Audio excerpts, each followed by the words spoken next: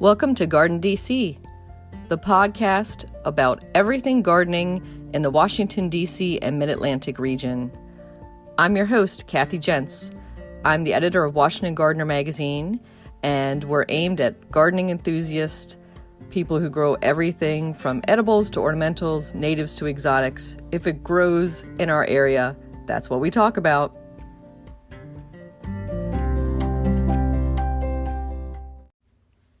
Welcome to episode 151 of the GardenDC podcast. In this episode, we talk all about clematis with Jeff Jabco, Director of Grounds and Coordinator of Horticulture at Swarthmore College and the Scott Arboretum. The plant profile is on Penstemon, and we share what's going on in the garden, as well as some upcoming local gardening events in the What's New segment. We close out with Dr. Allan Armitage, who returns to share the last word on heat in the garden. This episode, we're joined by Jeff Jabco. He is the Director of Grounds at Swarthmore College in Swarthmore, Pennsylvania, and also the Coordinator of Horticulture at the Scott Arboretum, which is on the grounds of Swarthmore College. Welcome, Jeff. Hello, Kathy. How are you doing today? Good. I am so excited to talk about everything clematis because it's one of my favorite plant families, and I just love vining plants in general, but especially easy to grow and fun and beautiful clematis. So we'll get into all things about that marvelous vine in a bit. But first, we want to talk about you a little bit, Jeff, and your background. And on the GardenDC podcast, we like to ask our guests, were you born with chlorophyll in your veins and or a green thumb? I would have to say yes. I grew up in a suburban house in central Pennsylvania, a pretty rural area, small town, great little small town. And my parents were into gardening. You know, they had built their house not long after they had gotten married, and always took pride in a vegetable garden and a bit of landscape planting around the house and a nice clipped hedge and a pretty green lawn and all of that kind of thing. So that's kind of what I was born into. And I was just always fascinated with plants as a kid. And one of my earliest memories of actually planting something, and this seems so weird now, but on the edge of our vegetable garden, I would dig up from the vegetable garden little oxalis, with the little yellow flowers, the weed, which is actually, now is its time. It's like popping up everywhere in my home garden. Pop it up everywhere. Yep. I was digging those and planting those into my own little plot of the vegetable garden because I thought they were such a cute little thing. So that's that I can remember. And I was probably 6 or 7 years old or something when I was doing that. But anyhow, I started, being involved in all aspects of the garden and liking things and messing with it. I started taking care of neighbors' properties, mainly mowing their lawn and helping out with some other things. And then I got my first real job in horticulture when I was 14 years old. And I was working at a local landscape nursery. And that was just heaven to me to be able to do that. I loved it. It was just a couple miles away, so I could ride my bike to and from work. And so I'd work there a bit after school on Saturdays, and during the summer, I was working essentially full time. And it was a mom and pop operation. They had a bit of a garden center, bit of a nursery where they propagated some of their own plants and sold. And they also had a landscape crew that went out and did landscaping. So I had the opportunity to do all aspects of that. And at that time, I was, when I was really young, I was very interested in anything kind of artistic. And so I appreciated the beauty of flowers and a landscape and a landscape design. And the people I was working for, Mr. and Mrs. Biddle was their name, and they taught me a lot. And they had great reference books and, the Encyclopedia of Gardening and all of this kind of stuff. And I really just enjoyed looking at the landscape planning and drawings and all of that kind of stuff. So ultimately, I decided I really liked the artistic side, but I was very interested in science too. I mean, I loved science classes when I was in the 6th, 7th, and 8th grade. So I really focused. It's like, okay, what I want to do with my life is I want to combine something that's artistic with something that is science-based. And I wasn't necessarily thinking all that through then. It's just that, okay, I like plants. I like learning about, I like watching them. I love learning about all the new cultivars that are coming out and all of that kind of thing. I was fascinated to go to a nursery trade show and just seeing the variety of whatever type of plant that it was. So I decided I was going to, when I was finishing up with high school, to go to college then, where I majored in horticulture. I minored in landscape architecture, and my emphasis in horticulture was plant breeding. So that's kind of all how all of those things got combined. Then I went on to graduate school, and I was breeding small fruit plants. So I was really interested in small fruit production. So I had a chance to work with grapes and all the bramble fruits and blueberries and strawberries, all of that kind of thing. And I was combining plant pathology with it. So I was actually looking at disease resistance in grapes in North Carolina. And then after that, then I went back where I had been an undergrad, was Penn State University. And then I went back and worked for Penn State University for a while, for 6 years. And then I started here at Swarthmore and have been in this role of managing all the property of the college, and all of the developed part of the property is the Scott Arboretum, where our Arboretum is all around the college buildings. So it's around the residence halls, the academic buildings, the administrative buildings, and we have a number of intensive garden areas around all of that. So Hmm. that's kind of my background and history relative to horticulture. So yes, that's what I always wanted to do, and I've been able to do it. Yeah, it definitely sounds like that chlorophyll green is running through you, and Yeah, so marvelous to know at a young age what you want to do and pursue that. That's so great. yeah. I was lucky to be able to do that, and I, had some good mentors, both in college years, with the people that I first started gardening with, the Biddles, at their nursery and all of that kind Hmm. of thing. So that really helps. Yeah, I think garden mentors and people you can work with. And the Biddles sound super lucky that they had you. I mean, they lucked out to have such an enthusiastic employee. I think they would have liked me to have taken over the business when I finished up at Penn State as an undergrad. Hmm. Um, but I really had the interest in really learning more, and I was really interested in the plant breeding and all of that aspect of things, and just the opportunity of moving to a different area, learning different plants down in North Carolina, working with small fruit crops, which I was really interested in, all just really fascinated me. Hmm. Do you grow any fruit crops or fruit trees in your own home garden today? Yeah, actually, I do. I have a number of brambles. I've had blueberries. I've had cranberries over the time. Our property is too small for fruit trees. I do have some figs. Hmm. Um, and so, yeah, a number of those things I still do. Hmm. Yes. And for those listeners who are not in the Mid-Atlantic area, let's describe Swarthmore College's location and maybe a little bit about the growing conditions there for them. Yeah, okay. Yeah, so Swarthmore, we are pretty much just southwest of the city of Philadelphia. So we're about, 15 or so miles outside of Philadelphia. We are our gardening zone. We are a cool zone 7. So we are really not all that different from DC. DC is probably a bit milder, but we are right here in this area where Delaware, New Jersey, and Pennsylvania meet. And we're drained by the Delaware River, which from here on campus, we are probably just a couple of miles away from the Delaware River. The area we're in is the Atlantic coastal plain, but the upper part of campus, because we're on a bit of a slope, is where the Piedmont starts. And the Piedmont is all kind of the hilly topography of the area outside of Philadelphia. If any of your listeners have ever been to Longwood Gardens is in the Piedmont. Okay, Hmm. so it's kind of the hilly area around that. And one Hmm. of the nice things here in Swarthmore, in this area of, we call the Delaware Valley, we have lots of public gardens. So lots of places for people to go to. And for those of us in the profession, we have lots of friends who are also in horticulture. So lots of people to be able to ask questions or learn from, or share, commiserate with. So all of that kind of thing. Hmm. And I was lucky enough to visit the Scott Arboretum on campus last summer with the Perennial Plant Association. And I will say, you described it as a cool zone 7. That day it was a little hotter zone 7. That Yeah, was yeah. August for sure. But I do remember it was a bit of a hill to get there, and it is Mhm. a hilly campus. It's not like a really flat with a Right. big quad in the middle type of campus. Yep. Yeah. Yeah. Our main quad actually slopes Hmm. by a significant amount going down the slope. Yeah. Yep.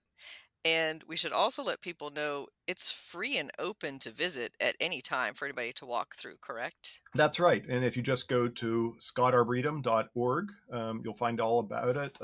You can actually, through Arboretum Navigator, look at all of the plants that we have available, or you can map them out. You can also get a virtual tour, look at our garden areas. And we always say that the Arboretum is open sun up to sunset every day of the year.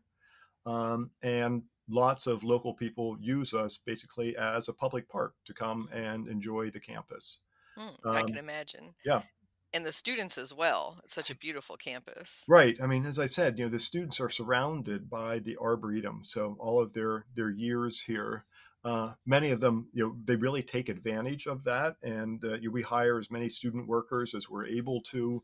So, Swarthmore College is an undergraduate liberal arts college, and horticulture is not taught here, and everyone thinks that that is so peculiar. Mm, Um, but that's just not in the curricula of the college. But we give all of the students who want the opportunity to work and learn about plants and landscaping and gardening the chance to do that if we can. hmm. And I'm sure it sells a few tuitions as well when people Yeah, come and visit in the summertime. yeah.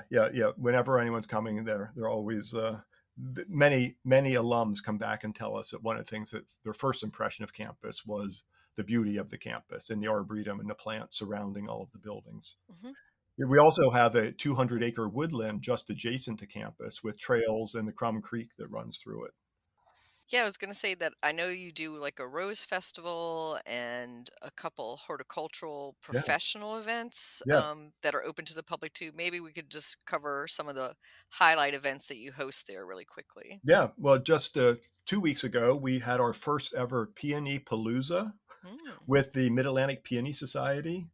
And we were open for 2 full days. And this was a peony competition, peony display, peony flower arrangements, activities for kids to get involved with peonies and do some of their own flower arranging. And we gave out ribbons and all kinds of things.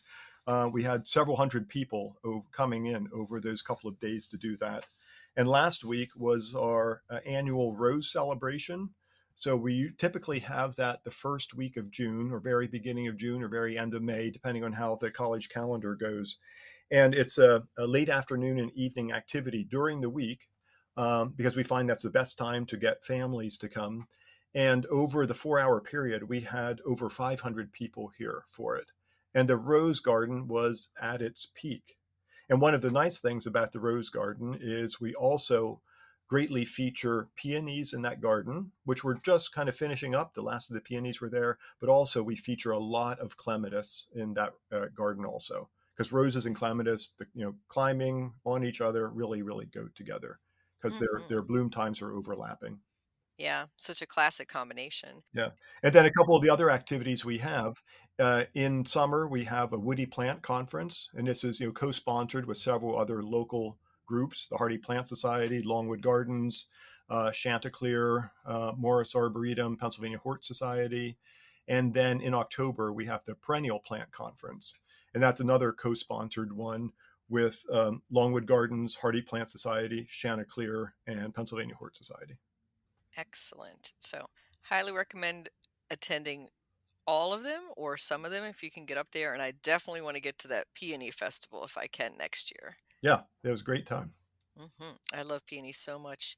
So let's turn to the topic of the hour, clematis, or should I say clematis? And that's going to be our first discussion. Is the pronunciation always comes up? So how do you say it, Jeff?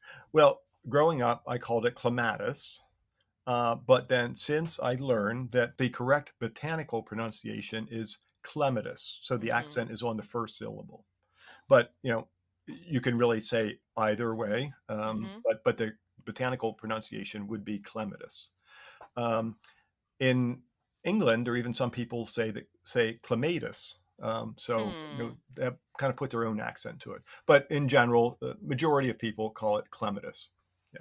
Yeah, that's how I hear it the most. But yeah, Yeah. tomato, tomato, it's Yes. all the same. Exactly. Yep. As long as you're spelling it correctly, it Yeah. gets across. But Yeah. yeah, if you could try to remember Clem, you know, Hmm. some Yeah. as if it's somebody's name, Yeah. Clematis, Yeah. that helps a little bit. And it's not the prettiest sounding word for such a nice plant. It's kind of like, That's right. yeah.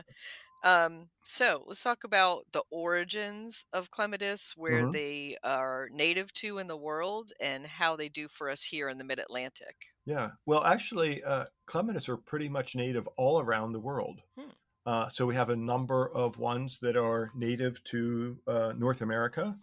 So, just around here, Clematis virginiana, Mm-hmm. a small white flowered, flowers in midsummer through late summer, but also, especially in southeastern United States, we have many clematis, and these are the bell-shaped clematis. Hmm. And those are kind of the hot new thing.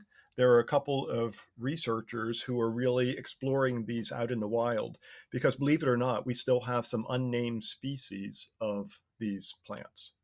So Wow. some that are very specific to certain areas of the southeastern United States. Clematis texensis is native to Texas, and that occurs in a lot of hybrid clematis that we use in the garden that people might be familiar with all the time. Or Mm-hmm. some of the red tulip shaped blossoms. I just in my garden just this week are flowering um, Princess Diana, Sir Trevor Lawrence, that's another one that has that kind of look that Texensis is in it. So it is in a lot of our hybrids. Hmm. Many of the larger flowered, especially the big flowered ones, the ones that are flowering around Mother's Day, those are from some hybrids that are mainly from Asia. And so, those would occur in some in China, Korea, some other areas in Asia. And so those have been hybridized and selected with many other species over time. But there are actually species growing, pretty much all around the world. They consist not only of the vining clematis, those that sprawl and vine and attach through trees or shrubs or whatever in the wild, but some that are more like an herbaceous perennial, where they grow almost kind of shrub-like or sprawling on the ground, and then they die back, but they don't Mm-hmm. actually attach or climb to anything. Hmm. So there are all those different types that are like that. Hmm.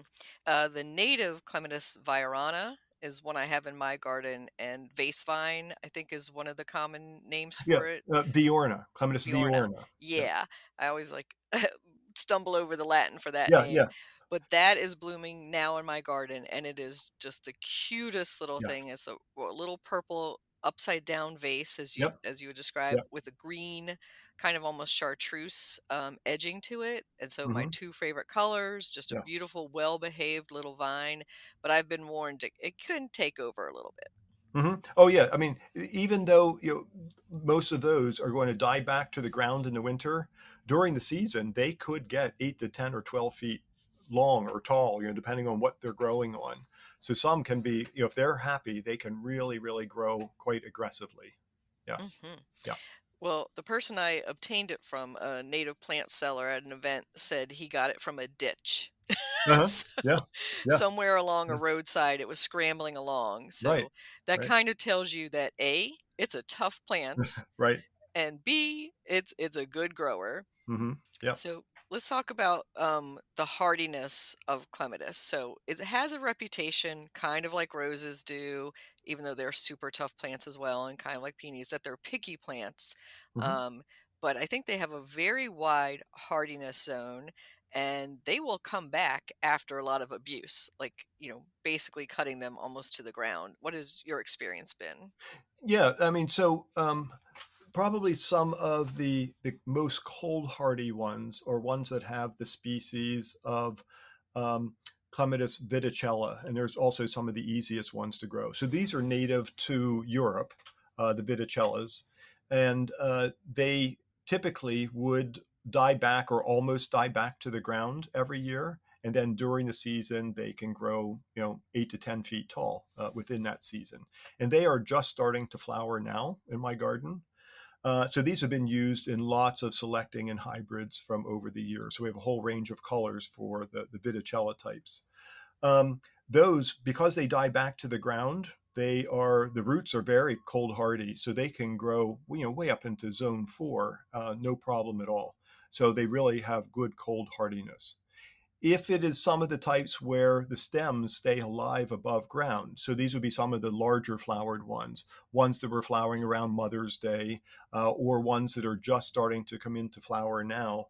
Those are with some species from China that are not quite as cold hardy. So those stems, so these are mainly you're going to get, especially for the ones that are flowering Mother's Day, they're going to flower on the stems where the stems stayed alive over winter from last year.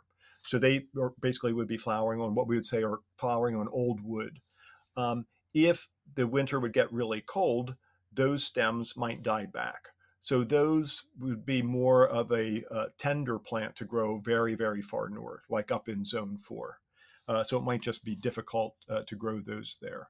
Or Clematis montana, which Clematis montana you should have no problem growing around DC.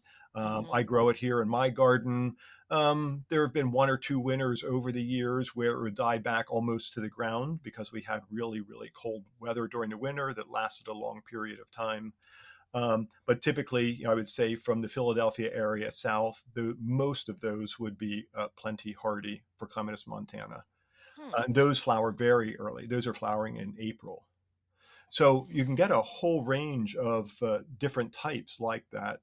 And many times in gardening, you can adjust when things are going to flower by the pruning, which can get people always get very, very confused about the pruning, and we can talk about that Yes. later on. Mm-hmm. But the reason it can get so confusing is when does the plant on its own want to flower? And then we just need to learn how to work with those specific plants to do that. So sometimes trying to put them into a specific category is not helpful that way. Because remember, these are hybrids. So, even though it might be in a certain group of hybrid, it doesn't mean that it responds completely like everything else because it's not identical genetically to the other ones. So Hmm. that's the plant breeder in me coming out talking that way. Yes, and it does help if you know the hybrid's provenance and what the combinations are. But often, a home gardener purchasing a plant at a garden center, it's not even going to have the Latin on the tag a lot. So, Right, right. But if you get a cultivar name, you can always look up the cultivar name, and there are some great resources to find that. So you don't have to own, the Encyclopedia of Clematis to figure all of that out. There is a wonderful organization, the International Clematis Society, which I am immediate past president of. And so it's a worldwide group of people very interested in clematis. And we are sponsors now of a website called Clematis on the Web. And so if you want to search on, and the website is clematisontheweb.org. So no spaces in the Clematis on the Web. And that will take you to a site that you have all different types of options to look through pictures or to search by a cultivar name or species name of a clematis. And it will tell you all about it. It will tell you about pruning. It will give you some pictures. It will tell you where it is native to. If it's a hybrid, it will tell you what the parents are, if that is known. It will tell you who introduced it and what year, all of that kind of stuff. So there's a way to at least, if you know the cultivar name, to research it a little bit and find out, okay, when should I be pruning this? Or, what does it really look like? Is that what I really have, kind of thing? excellent. I'm looking at the website right now, and we'll include a link in our show notes. But Okay. super valuable because yes, that is the most asked question about clematis and the most Yeah. confusing points. So that people have this fear of pruning it wrongly, pruning it at the wrong time. Yeah. So maybe we can jump into a little bit of that and go Yeah. by category and just knock that out, and then talk about some of the fun varieties that we Yeah. love in a little bit. Yeah. Okay. Well, so for the pruning, Don't be afraid to prune. And remember, the worst that you would do is cut the plant back to the ground. So if you do that, you're not going to kill the plant. You might be sacrificing that year's blooms or that spring's blooms. So if you get a plant that you really don't know anything about, you don't know the name of it or whatever, the first year or two, just don't do anything to it. Just let it grow. But pay attention to when does it flower without any pruning at all. And that might tell you some things. If it dies back to the ground, okay, that's what you know. It's going to die back to the ground. The stems don't typically stay alive, and so it's going to regrow from the base every year. All right. And if it is one of the vining types, then what you need to pay attention to is when does it flower? Does it flower very early, like April, on wood that was produced last year? Okay, that would put it into a certain aspect. And if it was in that kind of group, that's what we would formally call group one pruning. Now, we don't like to use these groups of 1, 2, 3 anymore, Mm-hmm. but a lot of times that's what you're going to see on the nursery tag. Yeah, I also Because see ABC. yeah, so Yeah. same thing. So Mm-hmm. A is 1, Mm-hmm. B is 2, C is 3.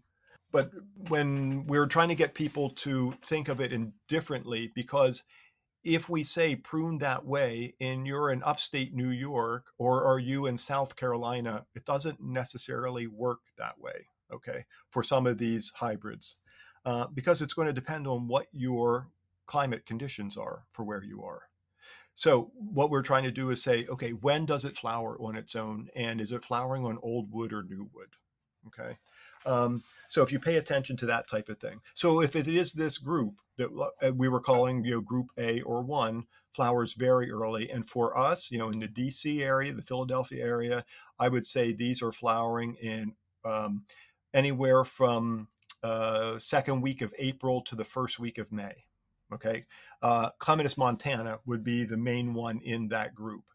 A little bit farther south than Philadelphia, you can grow Clematis armandii, which is an evergreen one. I've had mine growing a number of years and then I lost it. But I even know down around Baltimore, they do really well. And Mm-hmm. I would think in DC area, they would do perfectly fine. Mm-hmm. Those are the ones that are going to be flowering even earlier. Very, very fragrant, beautiful plants. But it's just a little too cold for us to grow that here. Those were ones for the Montanas and the Armandii. They would, if they were called that group 1, you would do the pruning after they flower.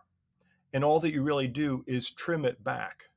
Because especially Montanas can put out 10 or 12 feet of growth in a year.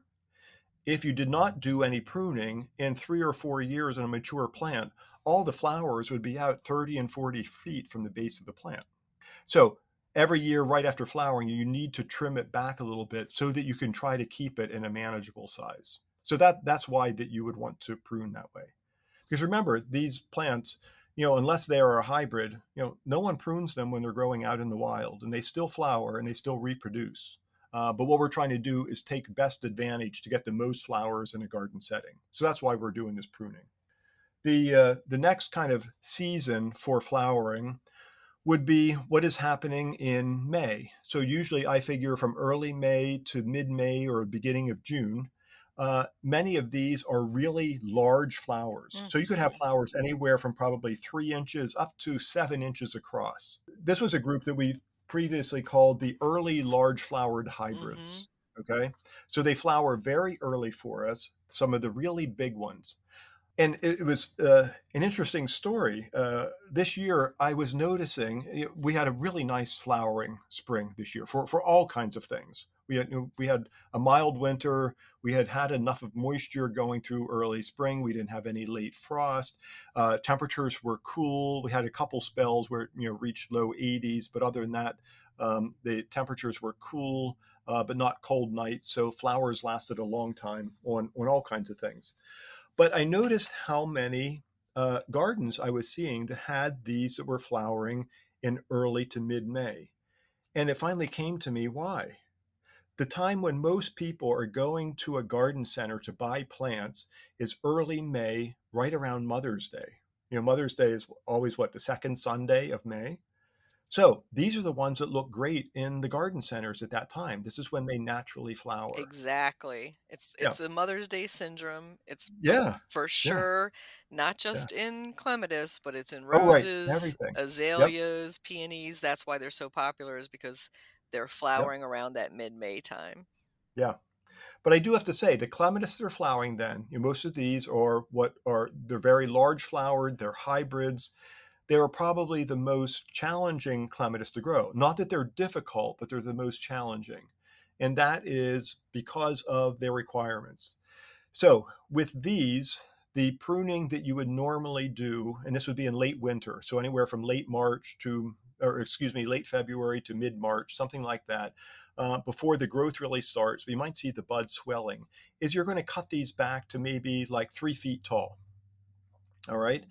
And then those buds that are still, in that remaining 3 feet, they are going to grow out and flower. So that shoot is going to originate from old wood, from last year's wood, and that's where you're going to have that flowering in that early May period. Now, what would happen if you didn't prune it at all? You might have a little tip die back on it. So maybe it dies back a foot or two, because these might reach, 8 feet tall or something like that. Maybe they die back a foot or two at the top. And then those buds all the way out would grow and flower. You would actually get more flowers, but your plant would get much larger. So once again, if you didn't do any pruning for a couple of years, all of your flowers would be way out at the tips and you would have nothing near the base of the plant. So most gardeners just aren't really prepared to have anything get that big. You want your flowers kind of in this space of up to 6 feet tall kind of thing. So if you didn't do pruning, the flowers would just be much farther out. Hmm. You just have a little bit of natural dieback at the tip each year. So the plants just get too big. And with that, if you cut it all the way down, so you cut it back to 6 or 8 or 10 inches or 12 inches, Mhm. okay, you're going to sacrifice the flowers that you would get in early May, but all of that growth that's going to come out, you're going to have flowers later than in late June, July, maybe August. So you just delay the flowering if you Hmm. cut it back too hard. So you're not going to kill it, but you're just going to get flowers at a different time. Mhm. And you might actually wanna do that on purpose sometimes. Exactly. The other thing you can do, and something that we really don't do in the United States so much, and I've learned a lot from my European friends in the International Clematis Society, is after those large flowered ones that flower in the early part of May, once they finish flowering, do a bit of deadheading and cutting back of the shoots a little bit. I mean, a little bit, maybe a foot, 2 feet, something like that, and make sure that the plant has a good watering at least once a week. If we don't have a good rain, give it a good bucket of water once a week. You'll get new shoots that come out that most likely will give you a second flowering in summer. Now, it might be July, it might be August, it might even be early September, but you will get more flowers in through the season then. So you can actually get those to flower twice a year by doing that type of thing. Hmm. And so that's cutting back maybe 6 to 12 inches? So you're right at the end of flowering. You basically Mhm. you deadhead and you just trim it back a little bit, trim the shoots back a little bit. Okay. So they're going to be buds, in the axils of those leaves farther back, and those are going to put out new shoots that are going to get a couple of feet long that are going to set new flower buds. Great, good to Yeah, know.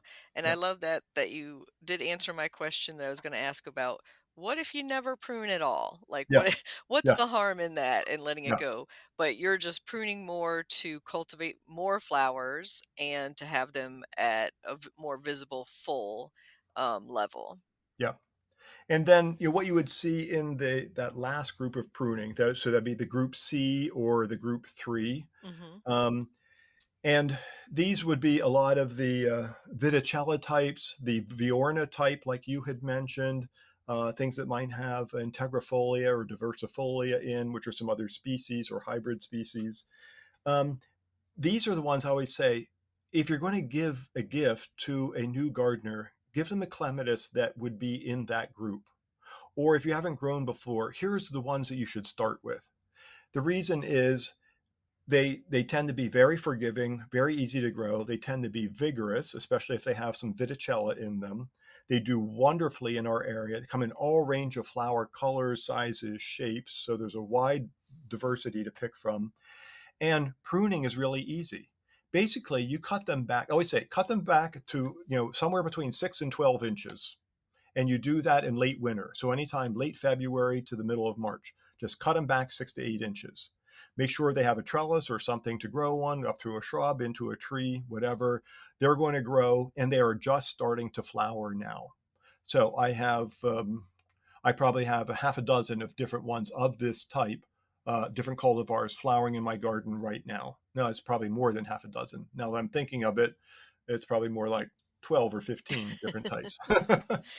um, so uh, so they're very easy to grow that way, and it makes pruning easy. I always find that people in that last group we talked about, the flowers in May, it's like, well, I'm supposed to cut it back to 3 feet. Did I cut it back too much? Not enough? They really worry it to death. Mm-hmm. This other group is like, no, just cut it back 6 to 8 inches, or even up to 12 inches. Then forget about it. Give it something to grow on, and it'll do just fine. Mm-hmm. Now, what if you didn't prune that? There'd be a natural little. So many of these are very vigorous. Some of these could get anywhere from 6 to 8, 10, even 12 feet in a season. All right. So that is if they have good moisture and enough of fertility in the soil, they could actually get that big. If you did not prune them, the tips will die back a little bit, but all the rest of that cane that grew last year, that vine that grew last year, is still going to be alive. It's going to put out another 4 or 5 or 6 or 7 or 8 feet of growth with flowers on that. So this is even more extreme than the first group I was talking about. So the flowers are going to be way out at the end, and then you get no flowers in that 2-year-old wood or 3-year-old wood that you haven't pruned back. So all the flowers are going to be way out at the tip. So that's why we prune those back and prune them back that severely every year. So if you inherit one of these, you move into a place where it hasn't been pruned and your flowers are way out at the tip. Mm. Okay, wait till next winter, cut it back that hard, let it regrow, and then see when it's going to flower. Is it going to flower then at this time in June? So that would be the way to treat that. But those really are the easiest ones to really get started with clematis. Hmm. Good advice. And yeah, that will take some of the fear out of it. But then that you always are, have a little trepidation about those first severe cuts. Yeah, yeah, Yeah. yeah, But yeah. experiment and know that you're probably not going to kill it. So that's good Mm-hmm. advice. Mm-hmm. And how about the fall blooming ones? And I'm going to bring up Yeah, the yeah. invasive one. Um, Right. The sweet autumn the clematis. sweet autumn clematis Yeah, that a lot of us planted, a yeah, decade plus ago, and it is trying to take over the world now. yeah. I planted one. Let's see, I moved into my house around 1992, and I planted one at the base of a Norway maple. Ultimately, I got rid of the Norway maple, of course. Um, and then I got rid of that plant a number of years later. I still have seedlings coming up in that bed. Mm-hmm. And then that's why we really don't recommend it. It is Yep. very invasive. The seeds just spread by the wind and they will pop up everywhere. I mean, it smells wonderful. They really are quite beautiful. But if you want something that looks like that, gives you the same type of idea, our native Virginiana does that. And it's not as invasively aggressive. You could still grow them from seed, but you don't see seedlings popping up everywhere like you do the sweet autumn clematis. Mm-hmm. So unfortunately, some nurseries are still selling the sweet autumn clematis, but it's one that we just do not recommend to be grown at all. Yeah, I would avoid it. It's coming up everywhere, though I've, tried to kill it several times. Yeah, That does yeah, show you some of the vigor of some of the clematis oh vines. yeah, yep, yep, yeah. I mean, it's really just tolerant of, you know, pretty much all of our growing conditions, anywhere from the deep south. I'm just thinking of the eastern seaboard, from the Mm-hmm. deep south, probably all the way up into southern New England or even the middle of New England. Probably doesn't grow farther north than that; it'd be getting too cold. But yeah, it really is tolerant for a pretty large area and all different types of conditions too. Hmm. And Yeah. so a little bit ago, you talked about vining up your clematis through a tree, a shrub. Some of them like Hmm. to scramble on the ground. So let's Yeah. talk about some of the good companions Hmm. for clematis. Yeah. Well, one of the ways that I really like to grow them is through other things. So in our rose garden on campus, for example, we do have some on trellises. We have some climbing roses. So we'll have them kind of paired with the climbing roses. So they would grow right along and they would use the rose or the trellis itself for attachment. We have some that are just growing in between, shrub roses. So they kind of lean or grow in through and amongst these other ones. So remember earlier I said about clematis, some are going to attach and some Mm-hmm. are not. Mm-hmm. So some examples of like the cultivar, Arabella or Alianushka. These are ones that I say they're leaners. They can get 3 and 4 feet tall, but they don't actually attach to anything. They'll kind of grow through or sprawl or lean into other shrubs or herbaceous perennials around them for support. So those are ones that you could let sprawl in the ground or just kind of do their thing in amongst other plants. But then the clematis that are actually climbing and attaching, the way they attach, it's very different from ivy or other vining plants that you might have. Clematis will have a stem and they have paired buds going along the stem so that the buds are opposite each other along the stem. And then you would have a leaf that comes out from that. And typically that leaf, the stem of the leaf called the petiole, is attached to the stem and the petiole is bare. And then it will usually end up in 3 little leaflets out on the end. So what attaches, it's actually that petiole or the stalk of the leaf is what will twirl or wrap around something. And that's how the vine's going to attach onto something. Okay. So it's not like um, something that's going to have a holdfast like Virginia creeper, or it's going to have a little like almost like aerial root which attaches to something like English ivy. So they actually just wrap around something. In order for that to wrap around something, it has to be a relatively thin diameter.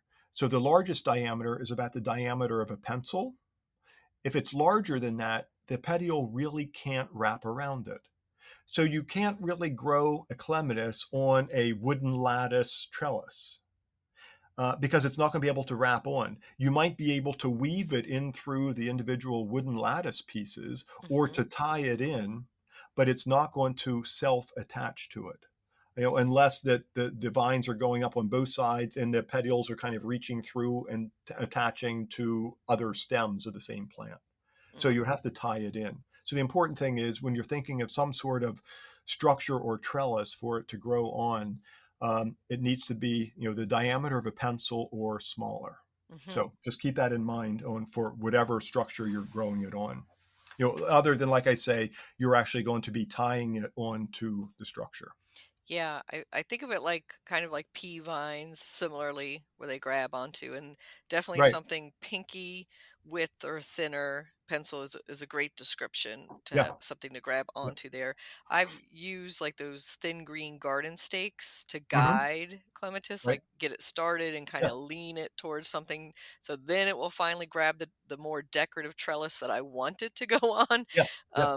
So yeah, I was going to ask you for best trellising materials. Yeah. Well, and actually, that using small sticks like that too. So some of those are the dyed bamboo sticks or something Mhm. like that, but of Mhm. a thinner size. That's how you would get it to like grow up into a tree. So if it's a low branch tree, to get the clematis up into those lower branches, and then in a tree or in a shrub, growing it at the base of a shrub, there are plenty of the outer branches that would be of the proper diameter for the clematis to attach to. So for materials, I mean, I have a stone house, and I have a southwest corner of the house that is right next to the driveway, and I thought it needed to be softened. So I have a clematis, a Polish spirit, is the cultivar, and it's just started flowering. It's a wonderful. The Polish spirit is that's probably my go-to plant for a novice gardener. I will Mhm. always buy them a clematis Polish spirit. It's wonderful, purple, just beginning to flower now, flowers for a long time. When it's done flowering, you can cut the whole plant back by a half.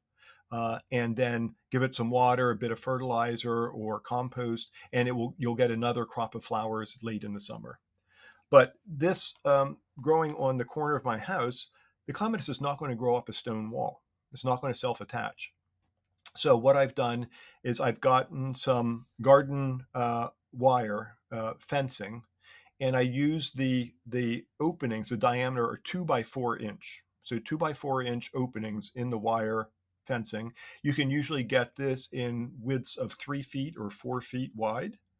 And so I will cut it to the length that I want it to be, and I anchor it into the stone where I have a couple of masonry nails going into the mason between the stones, and then wire this wire mesh on the outside of that.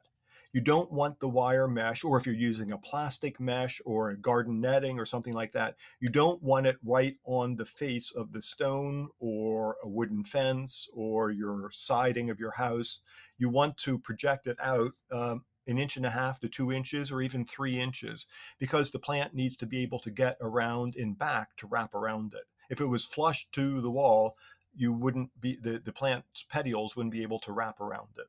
So you want to project it out from the wall just a little bit. And so I have this going up the corner, and my Polish Spirit, which was, it's one of the Viticella types.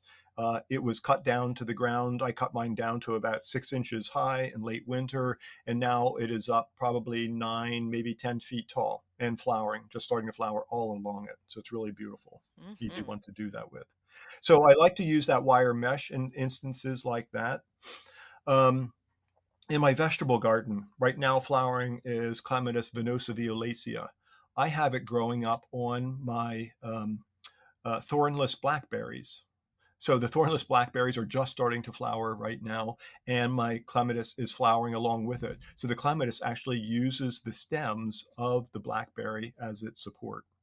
So that's a really nice kind of ornamental feature in the vegetable garden.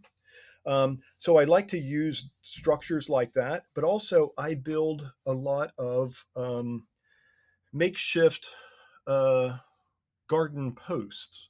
And I'm not just, I'm not thinking of a 4 by 4 post. But what I do is I get a piece of metal rod, reinforcing bars or rebar, which you can get at a big box, hardware type of store. These are metal rods, very kind of rough looking. They will rust to a dark brown color. They're used as reinforcing metal in concrete structures. So that's why they're called reinforcing rods or reinforcing bar. If you go to a concrete supply place, they typically come in 10 or 12 foot lengths, but they can cut it to size. I have quite a few of these, and I usually get anywhere from 1/2 inch to 3/4 inch diameter rods, and I drive them down into the ground. So if I'm going to use a larger one, I'm going to use a 3/4 inch. I will get a rod that is probably anywhere from 8 to 10 feet long, get on a ladder, drive it down into the ground, 2 feet or so. And then I just use that as a basic support. And then I will wire in branches or twigs around it to essentially cover it. And so I'm making kind of a post type structure, but it's made up of all of these different smaller pieces of wood that I've salvaged. Or branches that I salvage. Just make sure that you have some of it that is small enough in diameter for the clematis to go around. And then I usually loosely wrap it with some galvanized or copper wire. And then this is my very kind of rustic support for clematis to grow up. So I have a number of these in my garden. In addition, my partner is into metalworking, and so I'll say, I have this clematis I want to plant. I need something that's going to be 8 feet above the ground. I want it to kind of look obelisk-like, and here's the diameter of the stuff that I want, and then he will make it up for me. Lucky. And I love Yeah, your yeah, description of the rustic rebar yeah, structure yeah. because, that's something any of us can DIY pretty Right, easily. right, right. Mm, Yeah, and if you don't know what rebar is, just go into a hardware store, ask them if they have rebar, and just tell them you need something that's 5/8 to 3/4 of an inch in diameter, and you want to start with a 10-foot long piece, mm, and they'll get you set up. great. Yeah. And so for our final minutes, how about let's talk about our favorite varieties and maybe some of the new ones that we're Hmm. trialing and coming on the market. And I Yeah. love that you mentioned Polish Spirit because it was given to me years ago as Polish Sprite. Oh. It was a mistake on the tag. Hmm. So for years I was calling it Polish Sprite. And so, yes, Polish Spirit, I can attest as well. Super easy beginning clematis to have in the Yeah. garden. Yeah. And another one that I would not be without, I mentioned, is Venosa violacea. This is an old variety.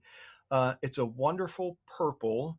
Um, and the nice thing about it is running down the middle of each of the tepals. So the brightly colored things we don't call petals in clematis because clematis don't have true petals or sepals. So when they don't do that, we call them tepals. So there's brightly colored parts, the tepals. It has a white bar running down the middle of each deep purple tepal. And so it's this star look to it because of that white running down the middle, really beautiful. And, I'm a working person, so I get to see my garden very early in the morning or in the evening. And as the sun is setting, these just glow because it's that dark purple in the back and the white running through the middle of each one. So it's really nice to see at twilight how bright it is. And it's one of those easy to grow, cut it back to 6 to 12 inches every winter kind of clematis. So that's one that I really love. Um, Another one that is a little bit more unusual but easy to grow is called Roguchi. And this is a big, deep purple urn-shaped one. Mm. Now, this is one that will not attach, so you need to give it some kind of support. And I grow this up through an obelisk that my partner made me, and it is about 10 to 12 inches in diameter. And I have this planted in the middle, and I just make sure when it's first growing in the spring, and it will get up to 8 feet tall, that it grows up through the middle of that. And it started flowering about 2 weeks ago with these wonderful deep purple urns.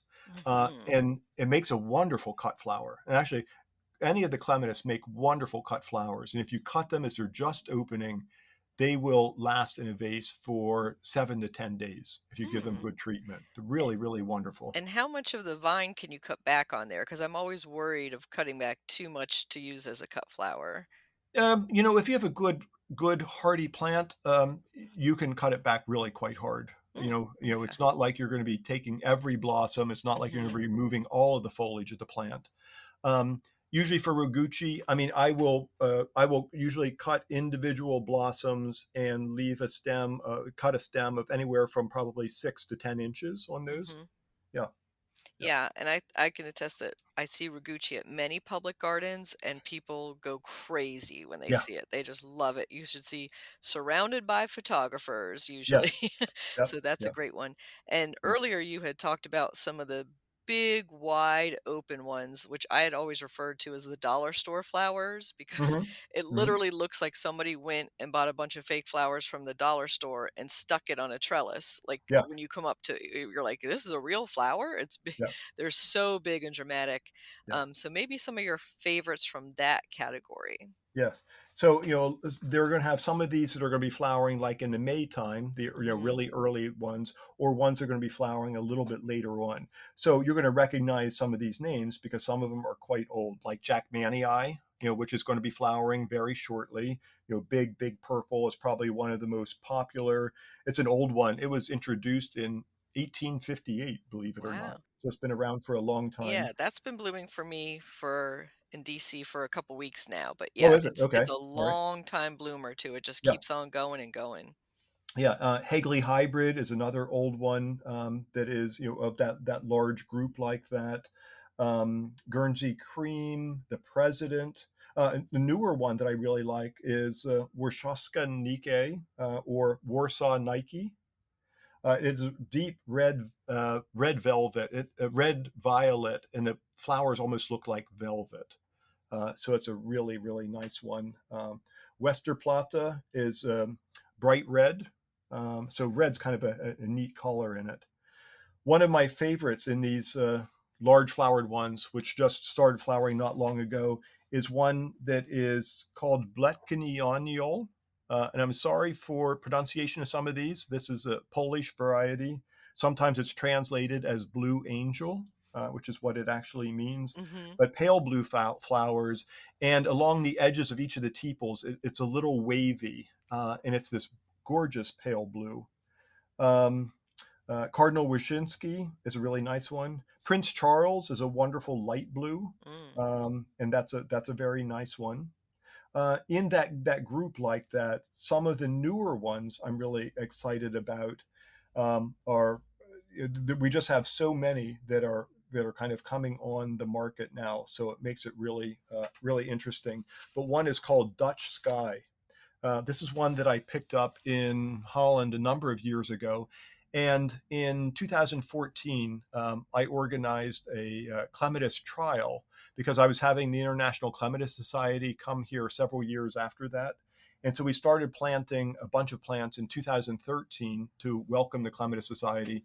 And I worked with breeders at several different places in Europe. So in Holland, in Britain, in Poland, and we imported clematis that we had in the trial. And so we did those trials here in the Delaware Valley. The three main locations were the Scott Arboretum, also at Longwood Gardens and at Chanticleer. And so we had 52 different cultivars, and we all were growing at least 3 of each cultivar. And then we had, probably 10 or 12 different private gardens that we gave subsets of those to plant in that. But the number one out of all of them from our record keeping is one that is called Dutch Sky. And it's one that I found in Holland from a nurseryman in Holland who introduced it. And it is a wonderful pale blue. When it first comes out, it's pale blue. As the days go on, it gets a bit whiter. Very vigorous, gorgeous, gorgeous plant. And it was the favorite of all of us. A very early one that is large flowered is a newer one that is called Sugar Sweet Blue or Sugar Sweet Lilac. It comes in both colors. And the nice thing is they're fragrant, which is a new thing in clematis. So these were bred by a friend of mine from Holland, Ton Hannek, and wonderful plants. I had flowering that went on for almost 3 weeks this year, starting in April, and it was the nicest thing. Flowered really well in a very, very lightly shaded area. And the fragrance is nice. The color is nice. Just a beautiful plant. Can you describe that fragrance? I would describe it as a very light floral lilac kind of fragrance. Okay. Yeah. With a bit of sweetness. Yeah. And you mentioned it tolerates shade, and that reminds me of one of my favorites, Light which shade. is Yeah. light shade. I Very was going light to shade. say Silver Moon is one I recommend that blooms for me in almost full shade. Oh, good. And it just blooms up a storm. I've got it trained up the side of my gazebo, which is under oak trees. So Mm-hmm. got the shade of the gazebo and the shade of the trees. So if it can bloom there, I feel like it can bloom in almost all Yeah. shade situations. Yeah. And the old fashioned variety, Hagley Hybrid, which is a pale pink, it actually looks much better in the shade because those blossoms, if they're in full sun, they really bleach out and it almost Yeah. looks to kind of a grayish pink. But if it's in some shade, then it'll be the really beautiful shade of pink that it should be. So there are some that can do pretty well in some light shade like that. If people are looking for varieties, the International Clematis Society has a free publication on the website. So once again, clematisinternational.com. And if you just go to the link along the side and look for the tab that is recommended clematis. So these are clematis basically from a worldwide group, and we divide them up. So we probably have probably 40 or 50 different clematis in the different groups, different flowering times. It's like these are the ones that we can recommend pretty much growing anywhere clematis can be grown. So it's a really great list to download and take a look at what those are. Great. So it's a really nice one. Yeah, we'll definitely include that link as well. And for some trial ones, I was going to ask you your opinion of Taiga, which I've been trialing and I just love. It's more of a filled purple green, so it's Yeah. Taiga. Yes. Taiga. Yes. Have you been growing that one? We have. And I have to say, that's not a beginner's clematis. It's really neat. And some people just love these kind of double or semi-double flowers. And that's one in that group. They are a little bit more challenging to grow. Taiga is nice because it doesn't get huge. It stays a bit more compact. But people just kind of have to understand a little bit more about how to grow it. You don't want to cut that one back real hard. You want to keep some of the old stems so you have some of those early blossoms with it. So I would just caution, that's probably not one to start with, but it really is an interesting one. Also, there's a whole series of new ones that are offered by a breeder from the Isle of Guernsey, Raymond Evison. And these are making their way onto the US market. And a number of these are I really like because he's breeding for compactness. So something that will be in the range of maybe 3 to 4 feet. And then he has some that even are smaller. He's calling the window box series. So these can be used in a large pot, a large container on your patio with a little bit of trellis. And most of them have larger flowers, really beautiful flowers with some interesting coloring. Cezanne is one, and Hmm. Sally is another one that I really like. Um, but a number of these are Raymond Evison Clematis.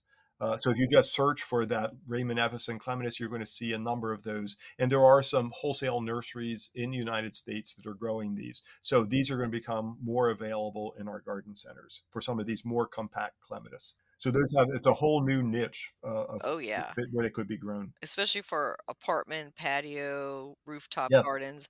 I have been seeing them trained on small, like a 2 foot or 3 foot trellis stuck right Hmm. in the middle of a large container. Yeah. So perfect for that small space Yeah. gardener. And what we've done for some of those, they're flowering now. If we cut them back, so cut the whole thing back by a half, give it a bit of compost or some fertilizer, make sure you give it a good watering a couple times a week. You will get reflowering again in 6 weeks. And really, it is 6 weeks. You could almost time it exactly for that. You'll get new shoots come out and flowering in 6 weeks. So you could get several flowerings through the year with these by treating them that way. Great advice. Yeah, and let's close out maybe talking about fertilizing and Mhm. any tips for that because do they need fertilizer? They do. Actually, clematis really appreciate nutrients in the soil. So, but I'm not saying that you have to be applying a chemical fertilizer. For one thing, for clematis, in selecting the site, it should be a good drainage site. Clematis like to have even moisture. Okay, so regular moisture during the growing season, but I'm not saying soggy or wet or where water would puddle after a heavy rain. So they need decent drainage. They should have good quality soil. So mix in lots of compost before you even plant the plant. Typically, what I do for mine is I will use my own generated compost. So I'll do a top dressing of that, in late winter when I'm doing my pruning, trimming, cleaning up around the clematis. I will put some of my own compost down. And then if I need to add additional, so if I'm going to be pruning them back, after flowering to get them to reflower, I will usually use an organic slower release fertilizer, something lower in nitrogen. So something like you would use for vegetables, an organic fertilizer. Hmm. So that's what I do with mine. But they do need to, if you want them to reflower and you want them to really be vigorous, you will have to be adding some nutrients over time, either through compost or some organic fertilizer, that type of thing. But the watering during the summer is really important. So I try to remember if we haven't had a half an inch to an inch of rain each week, I will just make sure that I carry a bucket or two of water over to those individual plants and make sure that I'm watering them. Good to know, especially this kind of dry spring that we've been having in the mid-Atlantic and the East, because you tend to, ignore the vines. You're looking at things that are wilting, and, Hmm. and that Right. those usually are kind of the set it and forget it plants. So good to know that we need to keep on top of that watering. Yeah, if you see a clematis that is wilting because of dry, it's like, okay, you're probably going to be losing that stem then, because they Hmm. really are quite tough and tolerant. And one of the things that used to, if you look in old gardening books, they always say, plant the roots in the shade, in the top in the sun. Hmm. Well, it wasn't the shade. I mean, basically the idea was keep the roots cool, but I mean keeping them moist. So a good layer of mulch or other things like that. So you don't want to plant it where the roots are like in hot competition with other things. So Hmm. even if you're planting it so it's going to grow up through a shrub or into a tree, plant it far enough away from the root system of those other plants so it's not competing for the moisture. Good tip. How can our listeners follow up and get more information from you?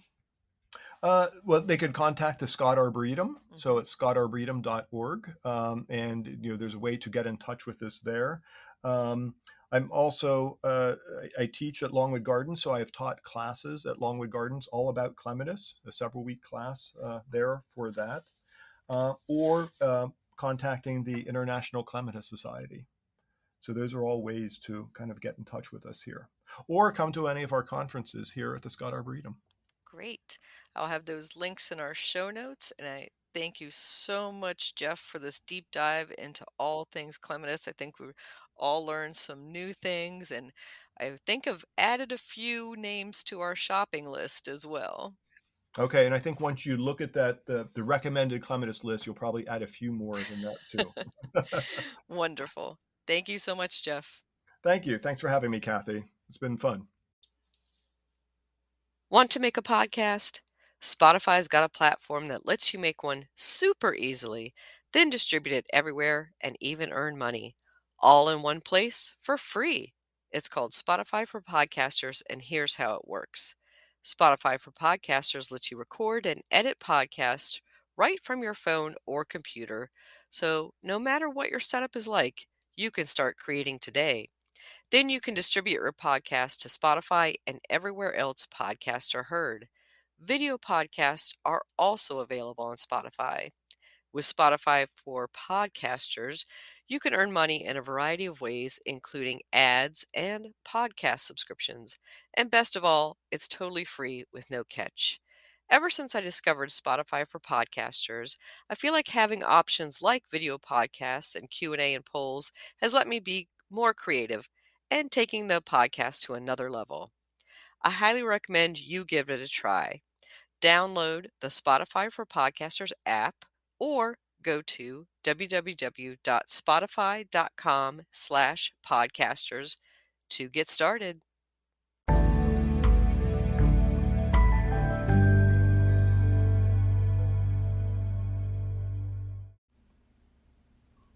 Penstemon plant profile.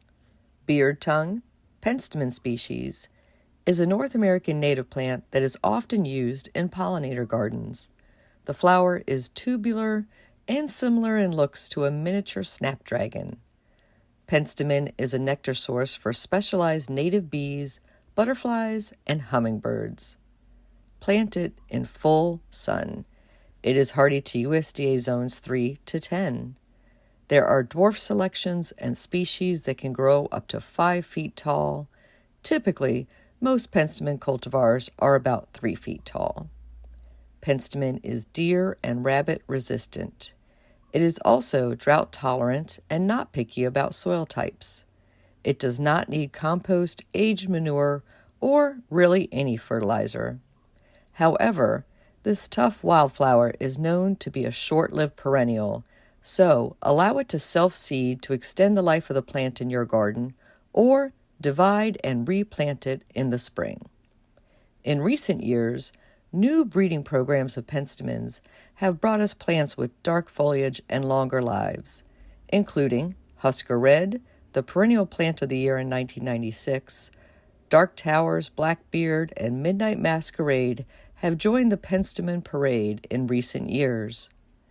The Royal Horticultural Society has more than 950 Penstemon in its plant list. 2 species native to the Chesapeake Bay watershed region are Eustis Creek beard tongue, Penstemon australis, and foxglove beard tongue, Penstemon digitalis, and 1 species native to the eastern U.S. is Penstemon smallii. Penstemon, you can grow that.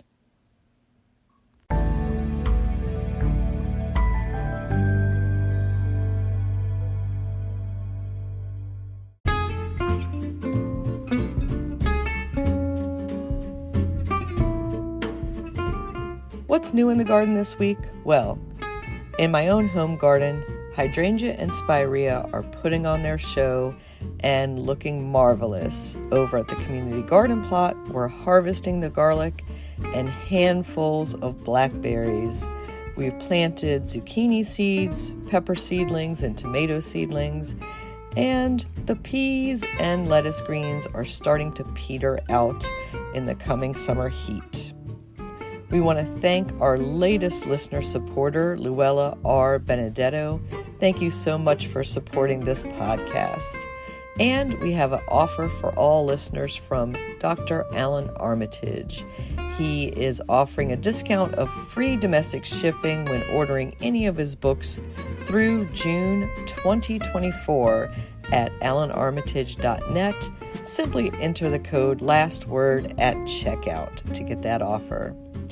Some local gardening events we wanted to call to your attention include a talk on great ground covers to the Silver Spring Garden Club by myself, Kathy Gents, on Monday, June 19th. This was rescheduled from a May date, and this takes place at Brookside Gardens in Wheaton, Maryland at 7:30 p.m. that evening.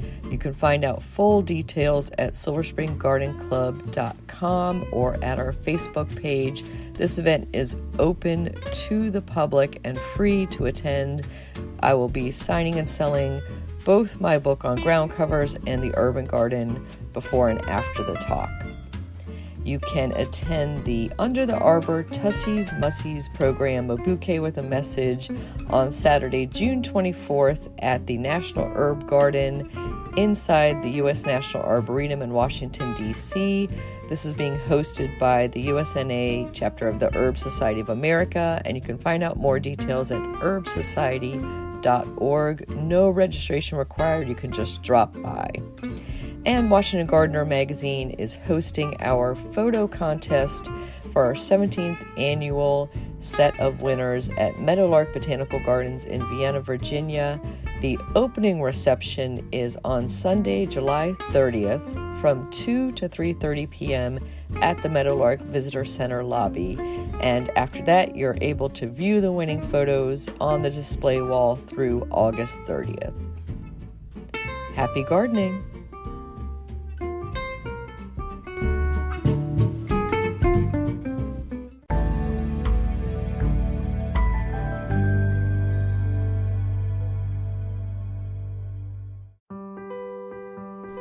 Get low-maintenance alternatives to lawns with the new book Groundcover Revolution by Kathy Gents. Reducing the lawn is among the biggest trends in home ownership, with an endless stream of homeowners looking for an eco-friendly alternative to a traditional everyday grass lawn. In the last 3 years alone, over 23 million American adults converted part of the lawn to a natural landscape, and now are looking to do even more. The biggest challenge to adopting this new ideal of the perfect lawn is knowing how and when to replace your turf and which plants are the best ones for the job.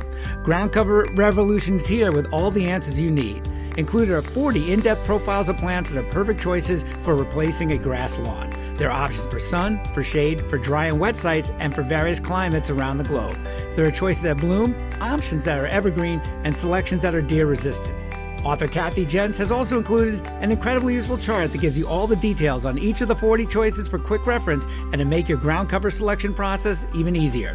Whether you want to replace the entire lawn or just reduce the amount of land dedicated to turf, Groundcover Revolution will help you usher in a new and improved idea of what a beautiful lawn should be. Available at bookstores now and also at Quarto.com, where you can get 30% off using discount code GARDENING30.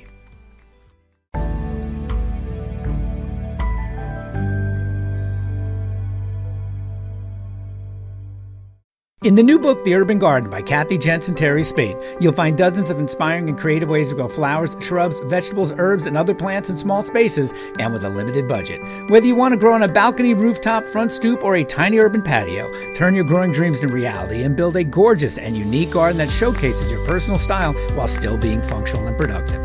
With the ingenious ideas and resourceful tactics found here, you'll be maximizing yields and beauty from every square inch of your space while also making a lush outdoor living area you'll crave spending time in. Whether you're growing edible plants or beautiful flowers, the 101 amazing growing ideas found in the urban garden will turn your tiny urban yard into a treasure trove of green you'll be proud to share with family and friends. Buy your copy today at your local retail bookseller or order it online now at Amazon.com or bookshop.org.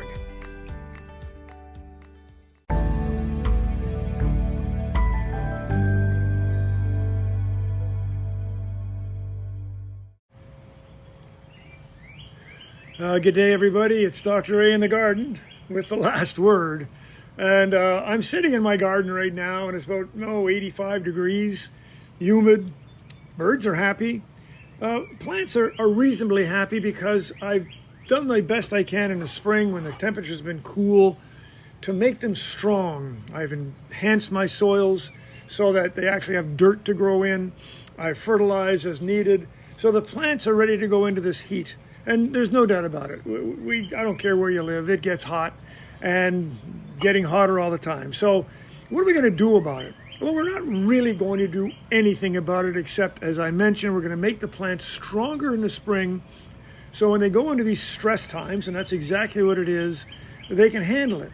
Of course, we're going to have to perhaps irrigate more. Of course, we're going to have to be ready when it doesn't rain for 3 weeks and it's 90 degrees. Of course, we're going to have to be ready for that. But we're gardeners. We're used to this. This is just one more thing that we put up with. But let me tell you that the only thing that you have to think about when you're talking about what's the deal with heat is nighttime temperatures. Daytime temperatures are not the issue because during the day, plants are making food through photosynthesis and sunlight. Of course, if it's really hot during the day, a hydrangea is going to wilt. I mean, who puts a hydrangea in the sun anyway? But of course they are. Or plants with large, wide, thin leaves, they're going to be the ones you see wilting more often than not. If you want to have a plant that doesn't wilt, then get a plant that has very, very small leaves. Cacti or sedums with very waxy leaves.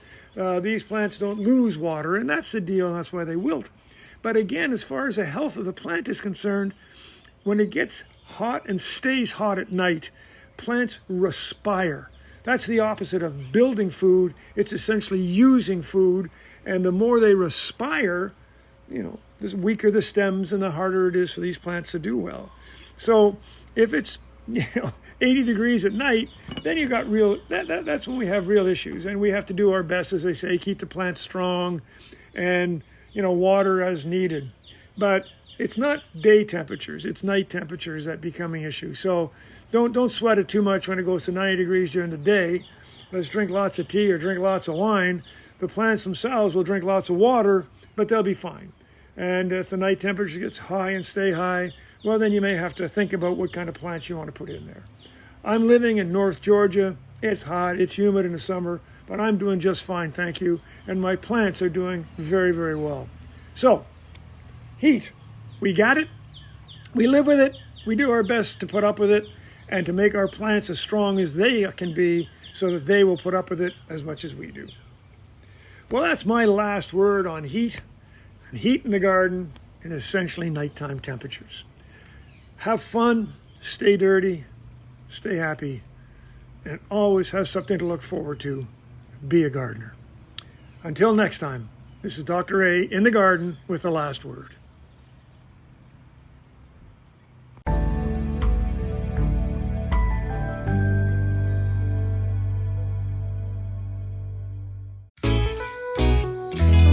Priceline presents Go to Your Happy Price. What's up? It's Kaylee Cuoco. When it comes to travel, we all have a happy place. You can see yourself already there. It's beautiful. It might be sunny and sandy for some, neon and urban for others, deserts or rainforests or hiking trails. With Priceline, you can get to your happy place for a happy price with deals you really can't find anywhere else. Like up to 60% off select hotels to Costa Rica or 5-star hotels for 2-star prices in Cabo. Go to Priceline.com and travel to your happy place for a happy price. All right, see ya. I'm off to Miami. No, actually, wow, look at that. No, I'm going to Hawaii now. Ooh, Cancun looks nice. You know what? Belize looks pretty nice this time of year. Or, Palm Springs. Go to your happy place for a happy price. Go to your happy price, Priceline.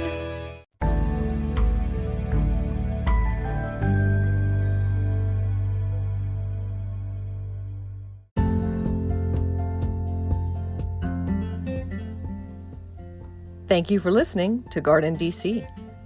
You can become a listener supporter for as little as 99 cents a month by going to anchor.fm/GardenDC/support. Another way to support this podcast is to subscribe to our monthly digital publication, Washington Gardener Magazine. To do so, go to WashingtonGardener.com. Thank you.